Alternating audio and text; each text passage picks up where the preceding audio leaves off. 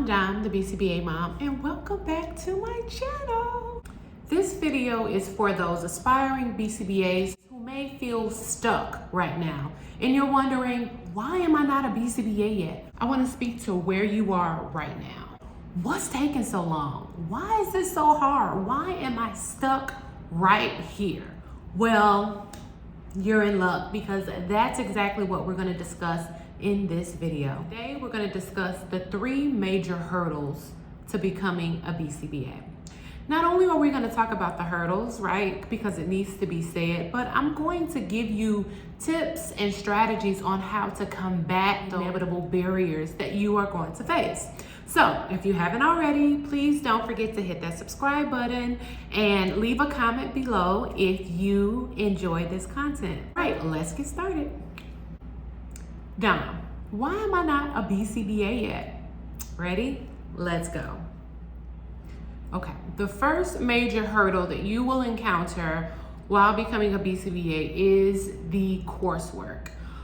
So becoming a BCBA requires a master level program specifically in applied behavior analysis. Now, you can get your master's in another field like psychology and then come back and take additional courses, but any route you go, it's still a master level coursework, okay? So for me, I had my master's already, so I came back just to do the additional coursework, and when I tell you, the certification was harder than my master's. The ABA coursework is a beast, y'all. I'm not gonna lie.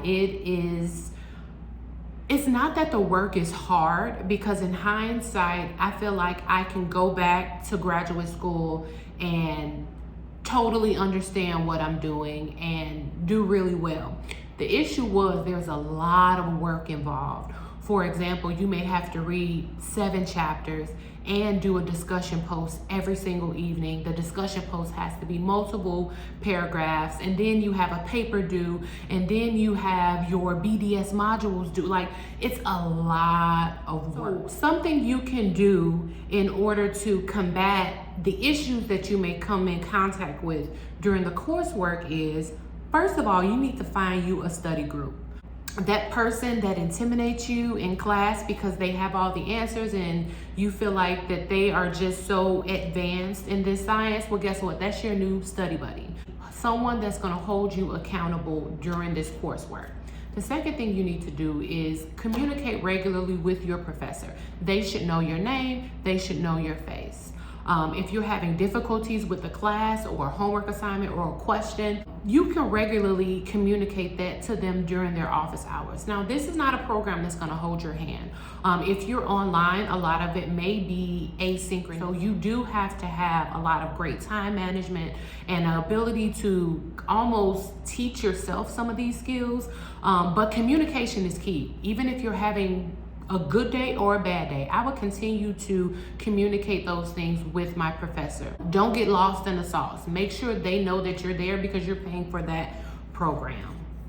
The third thing I would do is always ask for feedback. Always ask, is there something that I can be doing in order to help me understand this concept more? Do you have any suggestions? Let them know that you are trying. Another thing that you can do is always pull from your own lived experiences, right? So some of us, we don't come into this ABA role in a traditional way. Some of us have worked jobs. This is our 3rd or 4th career. Some of us are parents and we have other things that are going on. And then we're starting this ABA program. So use that opportunity, use those lived experiences in your ABA program, because it's going to set you apart from your cohort members and your colleagues. Use that to your advantage.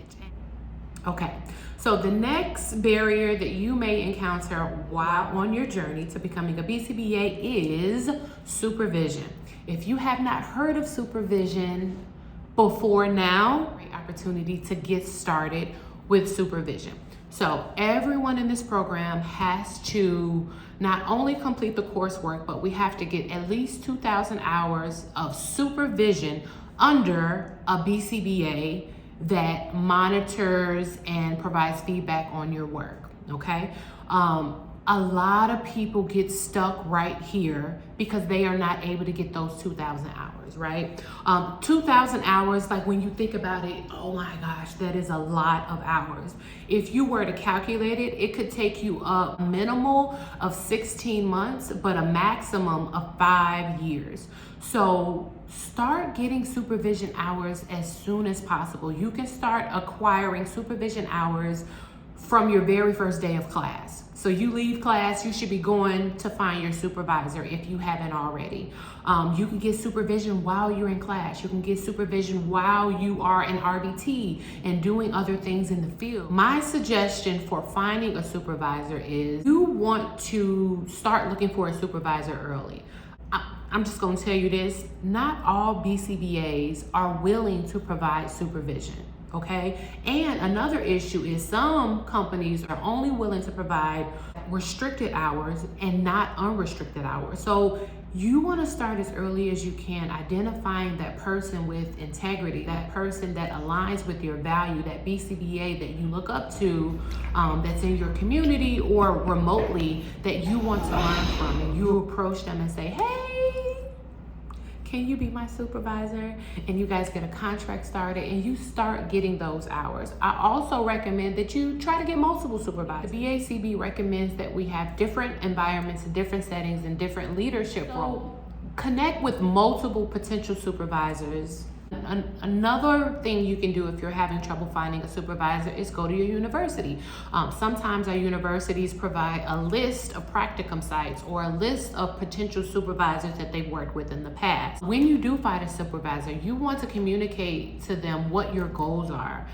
If you want to test within the next year and a half, let them know that up front. If you want to work more management or OBM, or if you want to work more with adults, or if you want to do more parent training, let them know what your goals are up front so that they can hopefully tailor your supervision experience to your values and the things that you're actually interested in. So that's just a tip. And if you're currently looking for a remote supervisor, hi, Shorter Tailored Behavior Consulting is now, we are accepting new supervisees or trainees for remote supervision. So, and I will provide that link below. I cannot wait to see you there. Right along. The final barrier that you are likely going to encounter, and trust me, this is not an exhaustive list. These are just the main, pain points. Or a place that you may get stuck is the BACB exam. Dun, dun, dun. I know, it's a pain. I think about 48% of test takers do not pass on the first try. Sorry. Which is almost equivalent to passing the bar. Like, this test is intense for a reason. So there are about 160, 175 questions on the exam, and you have to make at least a 400 to pass. So this is a time test and it's multiple choice. This is a test that's taken at a facility with a proctor. So I mentioned in a previous video, I took this test and passed on the first try while I was about 6 months pregnant. So when I tell you my nerves were bad, I was hungry, I was cranky, it was a stressful moment studying for the exam, leading up to the exam, sitting and take the exam. It's a lot, no matter what are your environmental contingencies. But these are some of the things that you can do in order to enrich the environment, enhance or increase your skills, or increase the likelihood that you won't get stuck at this step and not being able to pass your BACB exam. The first thing that I would recommend is invest in study materials. So as adults, we have to invest in anything that we want to see do well. We invest in our children, we invest in our education, we invest in our home or where we live. That's the same with our tests. You have to invest in some type of study material. For me, I purchased the BDS modules, but that was like way back in the day. There are so many other study materials that are readily available, like Study Notes ABA,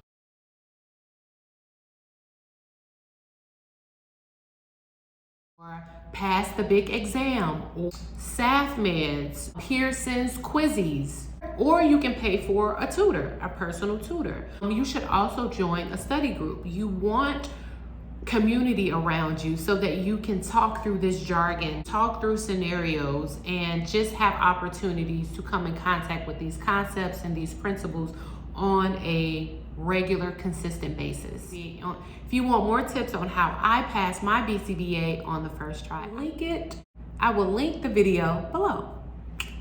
Okay, so I want to leave on a positive note. There are going to be some inevitables that we encounter along this journey, but the experiences that you are going to encounter is going to help shape you into the BCBA that you need to be in order to serve the population that needs us. So please don't quit now. Please keep going. I hope these tips were helpful. I hope that you can implement some of these strategies so that you can become a BCBA too. Please comment below and tell me where you are now. What step are you on? And what are you gonna do to get to the next step? Please don't forget to like, comment, subscribe, all the things. Say, hey girl, hey Dom, I haven't seen you in a while.